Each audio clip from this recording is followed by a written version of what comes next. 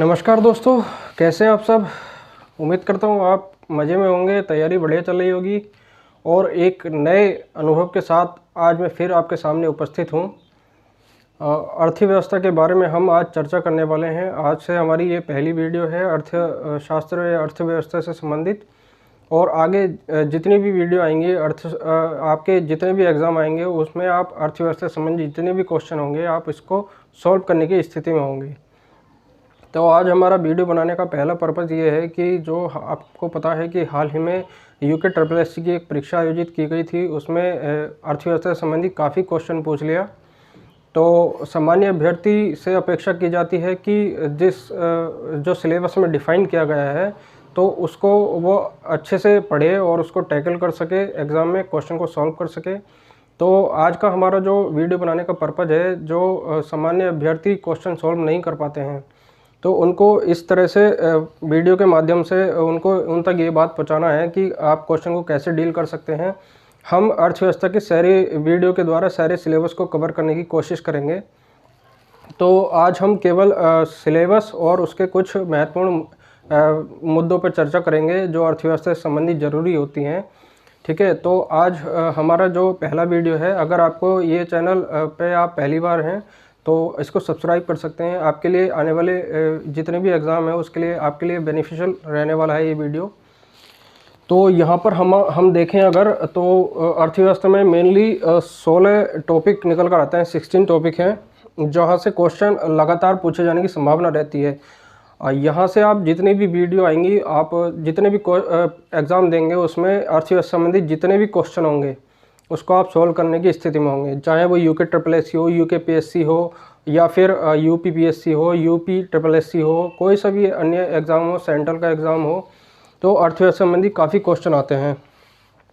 अच्छा, एक चीज़ और है, सामान्य रूप से ये माना जाता था कि कोई व्यक्ति जब सेंट्रल गवर्नमेंट के एग्ज़ाम की कोई तैयारी करता है या फिर राज्य सरकार के कोई एग्ज़ाम की तैयारी करता है तो अर्थव्यवस्था में सामान्यतः ये माना जाता था कि योजना से क्वेश्चन बनता है। सामान्यतः ये मानते हैं कि योजना से ही क्वेश्चन आएगा, अर्थव्यवस्था से योजना से क्वेश्चन बनाया जाएगा।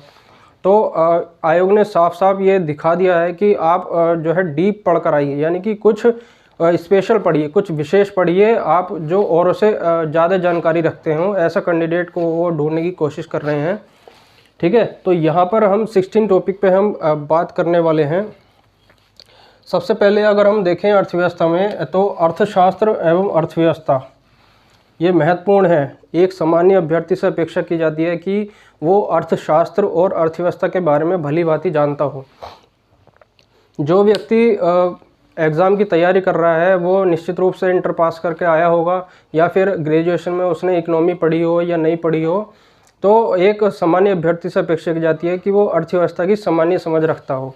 ठीक है, तो दूसरा टॉपिक है हमारा अर्थशास्त्र में अर्थव्यवस्था का स्वरूप, यानी कि अर्थव्यवस्था का स्वरूप कैसा है। हमारी अर्थव्यवस्था, जैसे कि भारत की अर्थव्यवस्था जो है विकासशील अर्थव्यवस्था है, तो उसका स्वरूप के बारे में बात कर रहे हैं। तो यहाँ पर है, तीसरा है विकास के आधार पर, विकास के आधार पर अर्थव्यवस्था कैसी होती है। ठीक है, चौथा टॉपिक है कृषि, कृषि में योजना हो गया, कार्यक्रम, क्रांति, संस्थागत सुधार, तकनीकी सुधार, सब्सिडी।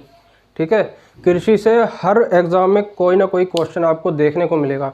कृषि केवल इकोनॉमी का टॉपिक नहीं है, कृषि ज्योग्राफी का भी टॉपिक है, कृषि राज्य व्यवस्था का भी टॉपिक है, कृषि इकोनॉमी का भी टॉपिक है।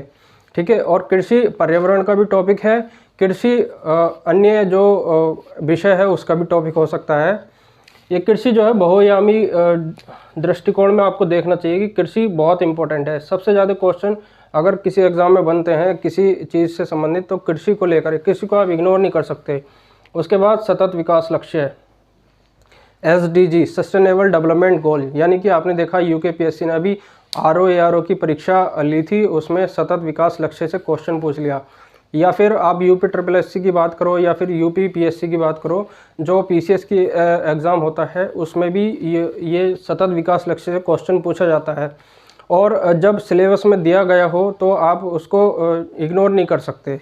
ठीक है, तो 17 सतत विकास लक्ष्य हैं, एक एक करके सबको हम चर्चा करेंगे। उसके अलावा सेवा, यानी कि सेवा में बैंकिंग हो गया, व्यापार हो गया, ये हमारा छठा टॉपिक हो गया। बैंकिंग से रिलेटेड जितनी भी जानकारी होगी, नियोजन, नियोजन में आपका उद्देश्य, प्रकार, योजना आयोग, नीति आयोग, पंचवर्षीय योजना, ये हमारा सातवां टॉपिक हो गया। नीति आयोग और योजना आयोग से देखा होगा आपने, क्वेश्चन लगातार बनता है।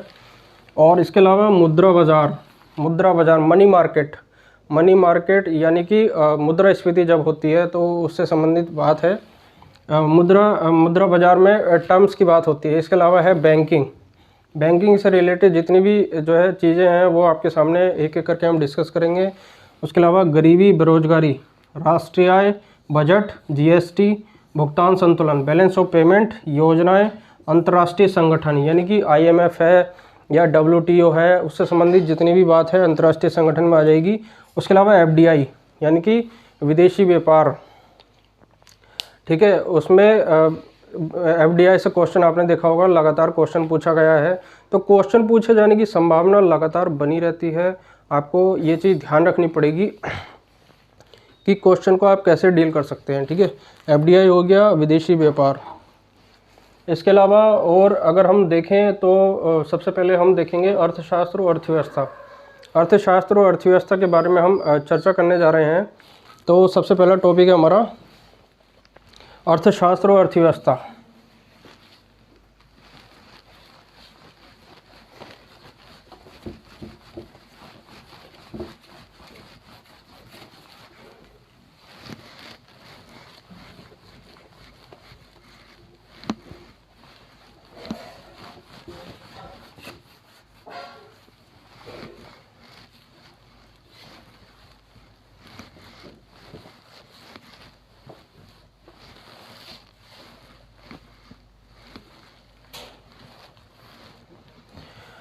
अर्थशास्त्र और अर्थव्यवस्था में हम मेनली देखेंगे कि इसके अंतर्गत अंतर क्या है या अर्थव्यवस्था किन रूपों में हमारे सामने आती है। हम दैनिक रूप से बहुत सारी क्रियाओं का संपादन करते हैं, क्रियान्वयन करते हैं, तो हम अर्थव्यवस्था और अर्थशास्त्र में संलग्न रहते हैं। यानी कि कुछ ऐसे सिद्धांत होते हैं जो अर्थव्यवस्था से जुड़े हैं, कुछ ऐसी क्रियाकलाप होते हैं जो अर्थव्यवस्था से जुड़े हैं। तो हम उसको देख सकते हैं।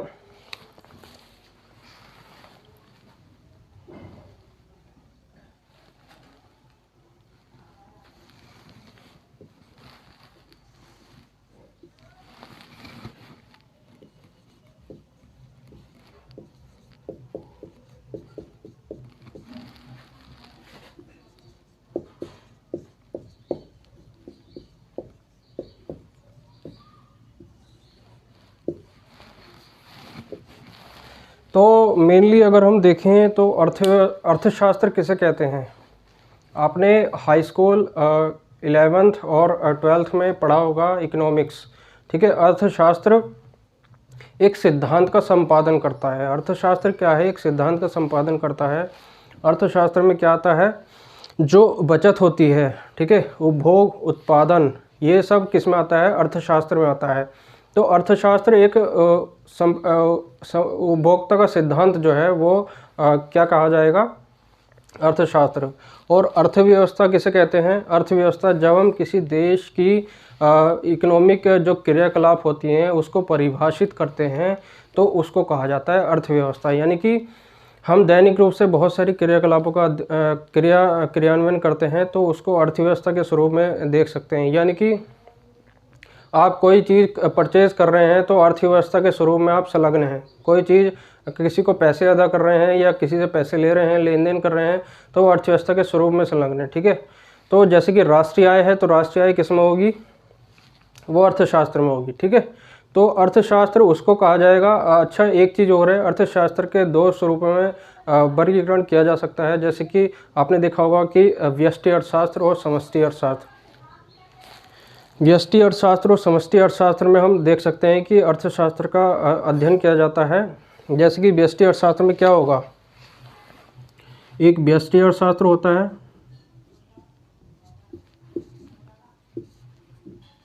एक होता है समष्टि।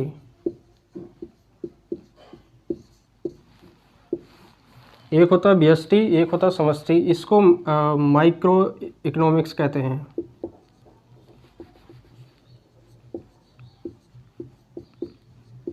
इसको कहते हैं मैक्रो इकोनॉमिक्स।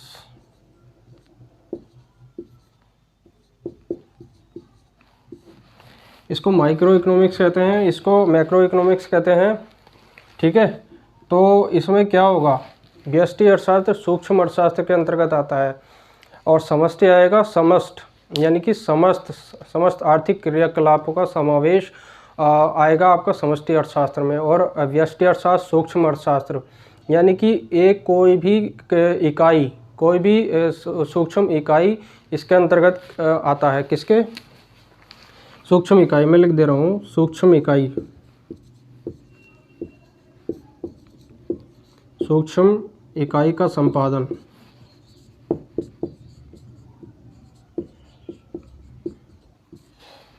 या इसे सूक्ष्म अर्थशास्त्र भी बोला जाता है।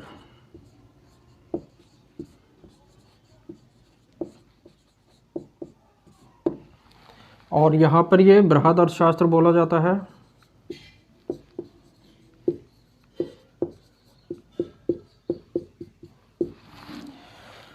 और इसमें आपकी जो क्रियाकलाप होती हैं, जैसे कि सरकारी बजट जो होता है वो इसमें आएगा, सरकारी बजट।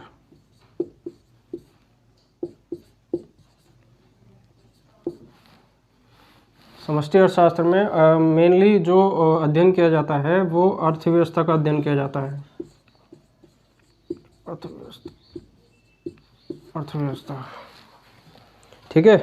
तो यहाँ पर हम देख सकते हैं कि अर्थव्यवस्था और अर्थशास्त्र, अर्थव्यवस्था और अर्थशास्त्र का हम अध्ययन कर रहे हैं। तो अर्थशास्त्र में मेनली सिद्धांतों का अध्ययन किया जा रहा है।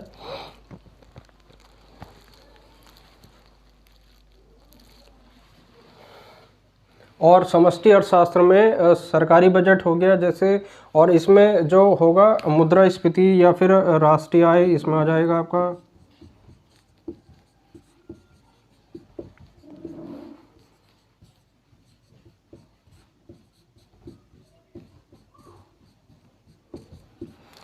तो मेनली जो समष्टि अर्थशास्त्र है वो बृहद अर्थशास्त्र है, उसमें बृहद क्रियाकलापों का समावेश होता है। और जो सूक्ष्म अर्थशास्त्र है वो व्यष्टि अर्थशास्त्र। ठीक है, तो यहाँ ये बात स्पष्ट हो गई हमारी।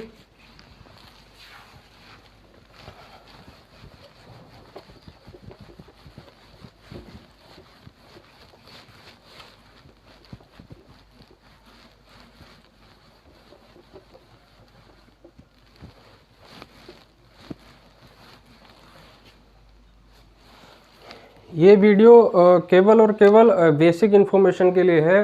कोई भी जो अभ्यर्थी है अर्थव्यवस्था और अर्थशास्त्र में एक अंतर समझ सके और उसकी परिभाषा समझ सके, और मेनली जो दैनिक रूप से क्रियाकलाप करता है उसको जान सके कि कौन से क्रियाकलाप किस में आती है। जैसे कि अगर इससे क्वेश्चन बनाएगा आयोग, मैं उसके बारे में भी बताऊँगा कि कैसे क्वेश्चन बनाया जा सकता है। तो हम देख लें कि अर्थशास्त्र, अर्थशास्त्र वह विषय,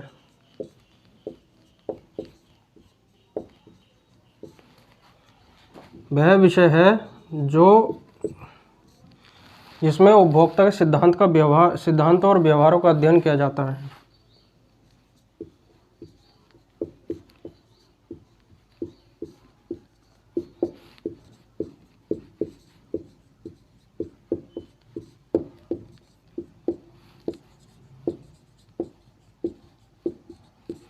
उपभोक्ता के सिद्धांत और व्यवहार, सिद्धांत व्यवहार, ठीक है, सिद्धांत व्यवहार का अध्ययन किया जाता है। अर्थशास्त्र में मेनली जो क्रियाएं होती हैं वो सरकार के द्वारा कोई नीति बनाई जा रही है, वो हो गई अर्थशास्त्र के अंतर्गत आएगी। ठीक है, जैसे कि एक पुस्तक है the wealth of Nations, the wealth of Nations,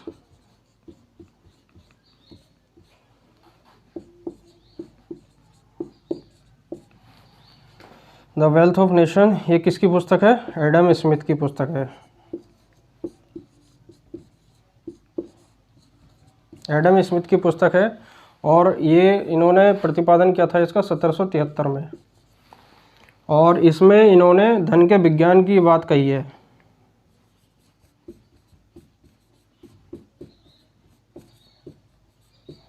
धन के विज्ञान की बात कर रहे हैं, ये एडम स्मिथ की एक पुस्तक है तो अर्थशास्त्र से संबंधित बात हो गई हमारी। और यहाँ पर अगर हम अर्थव्यवस्था की बात करें तो जैसे कि मैंने अभी बताया, अर्थशास्त्र अर्थव्यवस्था एक ऐसा विषय है जब हम किसी देश को उसके आर्थिक क्रियाकलापों के संदर्भ में परिभाषित करते हैं तो उसको अर्थव्यवस्था बोला जाता है। यानी कि कोई भी क्रियाकलाप हो रहा है, आप दैनिक रूप से कोई भी लेन देन कर रहे हैं या फिर कोई अभ्यास कर रहे हैं, अर्थशास्त्र मेनली जो अभ्यास है और सिद्धांत व्यवहार में जो लागू हो रहा है उसमें अर्थव्यवस्था का रोल बढ़ जाता है। तो यहाँ पर मैं लिख देता हूँ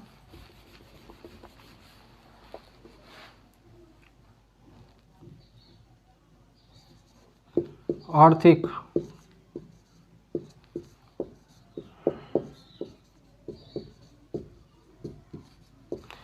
क्रियाकलाप जो किसी देश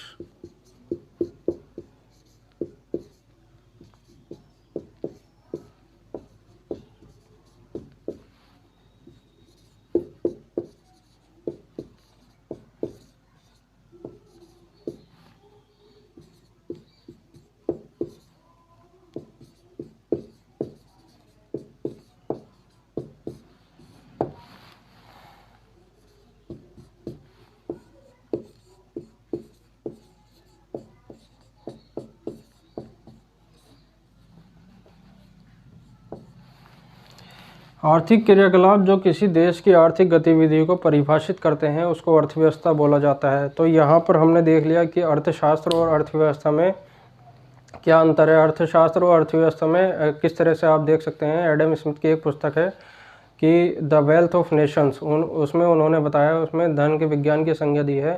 तो यहाँ पर हमने देख लिया अर्थव्यवस्था और अर्थशास्त्र, इसमें जो जो बातें हुई, जैसे कि अर्थशास्त्र में व्यष्टि अर्थशास्त्र है और समष्टि अर्थशास्त्र है। व्यष्टि एक सूक्ष्म अर्थशास्त्र है और समष्टि एक बृहद अर्थशास्त्र है। समष्टि अर्थशास्त्र में अर्थव्यवस्था के स्वरूपों का अध्ययन किया जाता है और व्यष्टि अर्थशास्त्र में आर्थिक जो इकाई होती हैं, क्रिया जो सूक्ष्म इकाई होती हैं उनका अध्ययन किया जाता है। जैसे कि बचत, उपभोग, मुद्रास्फीति, ये सब किस में आएंगी, अर्थशास्त्र में आएंगी। और अर्थव्यवस्था में समस्त आर्थिक गतिविधियाँ आती हैं, जैसे कि सरकारी बजट जो आएगा वो समष्टि में आएगा। ठीक है, तो यहाँ पर हमने ये देख लिया। अब हम अर्थव्यवस्था के क्षेत्रक को देख लेते हैं। अर्थव्यवस्था के क्षेत्रक से क्वेश्चन बन सकता है और कई बार पूछा भी गया है।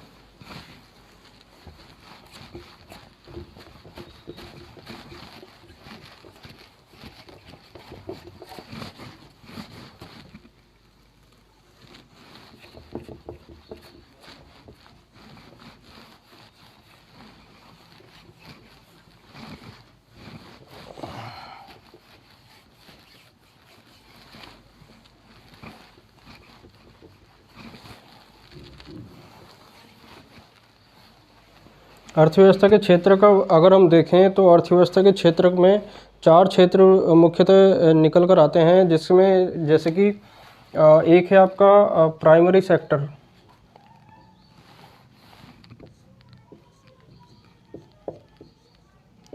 प्राथमिक क्षेत्र,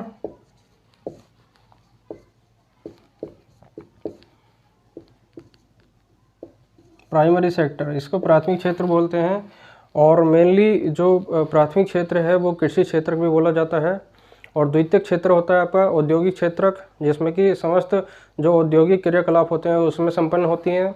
और तीसरा क्षेत्रक है हमारा जिसको बोला जाता है सेवा क्षेत्रक।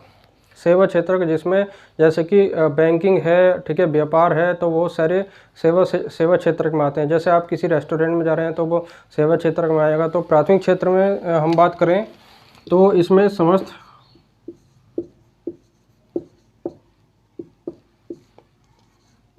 कृषि,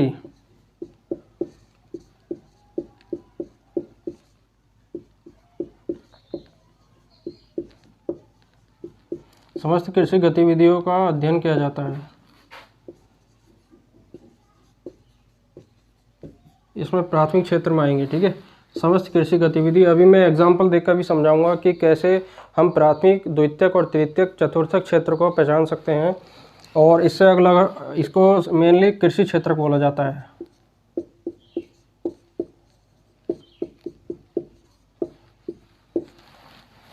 दूसरा है हमारा द्वितीयक क्षेत्रक।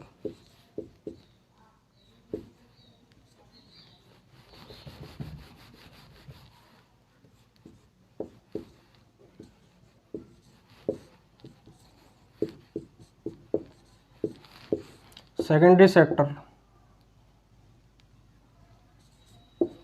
ठीक है। कच्चे माल का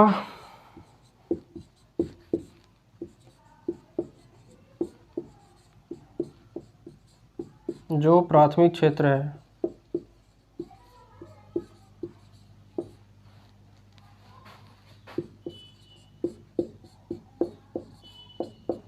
जो प्राथमिक क्षेत्र का है उसका इसमें संस्करण किया जाता है।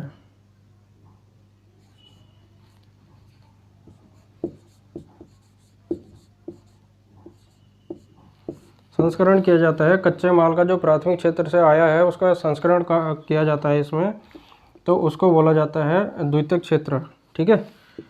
इसे औद्योगिक क्षेत्र भी कहते हैं।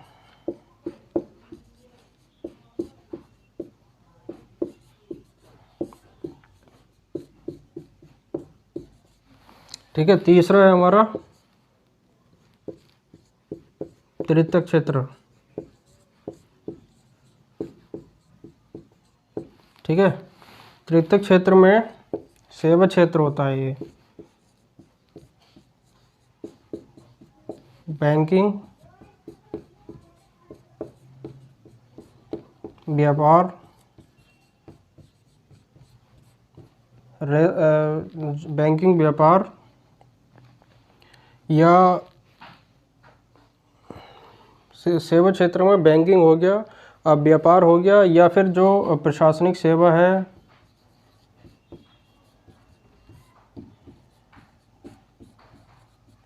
या फिर जो रेस्टोरेंट है, रेस्तरां, तो ये सब आएगा आपका तृतीयक क्षेत्र में, ठीक है। और बैंकिंग हो गया, सेवा क्षेत्र में आ गया बैंकिंग, व्यापार या रेस्तरां में संबंधित सेवाएं, जितनी भी सेवाएं होती हैं वो सब तृतीयक क्षेत्र में आता है, ठीक है। तो इसके अलावा अगर हम चतुर्थक क्षेत्र की बात करें, चतुर्थक क्षेत्र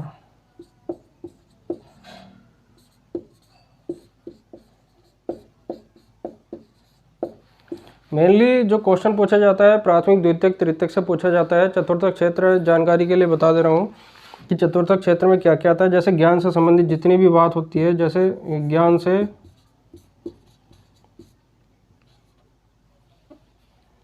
संबंधित सेवा,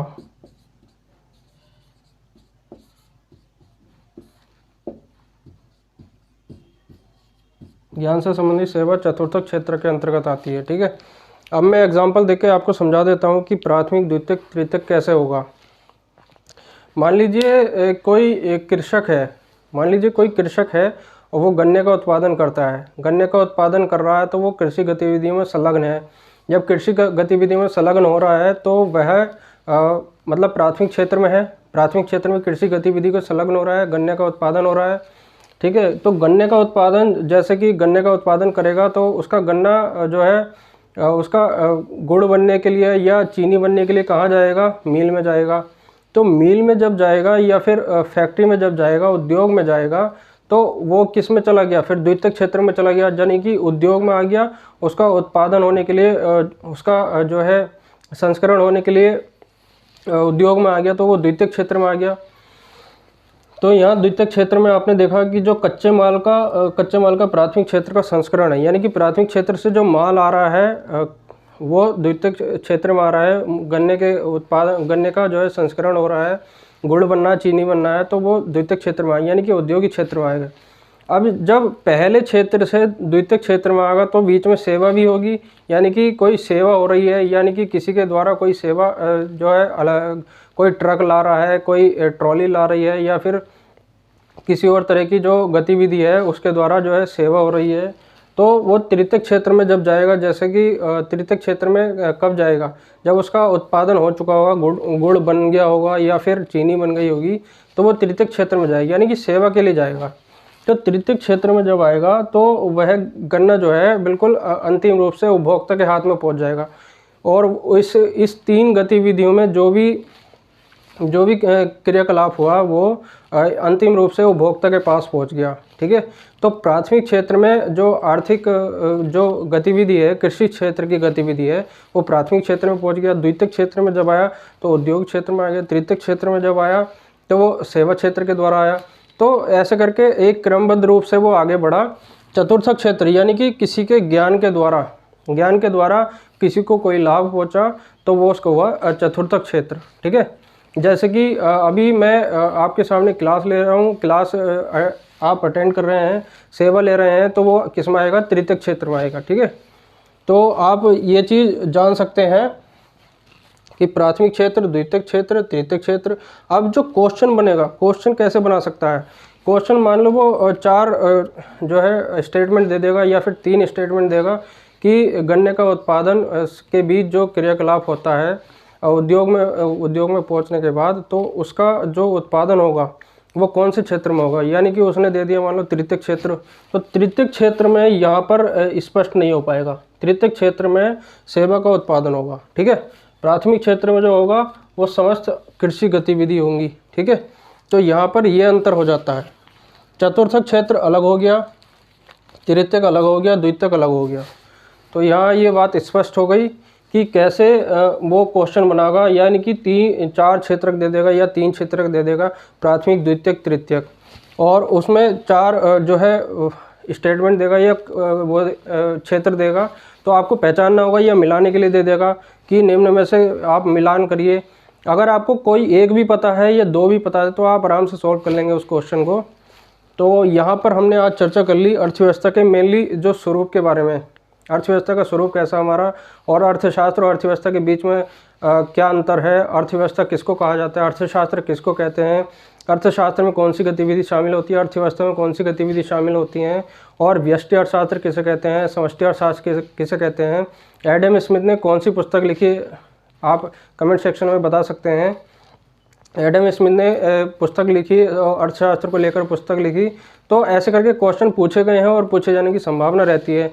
तो आगे हम और कुछ नया लेके आएंगे आपके सामने। तब तक के लिए धन्यवाद।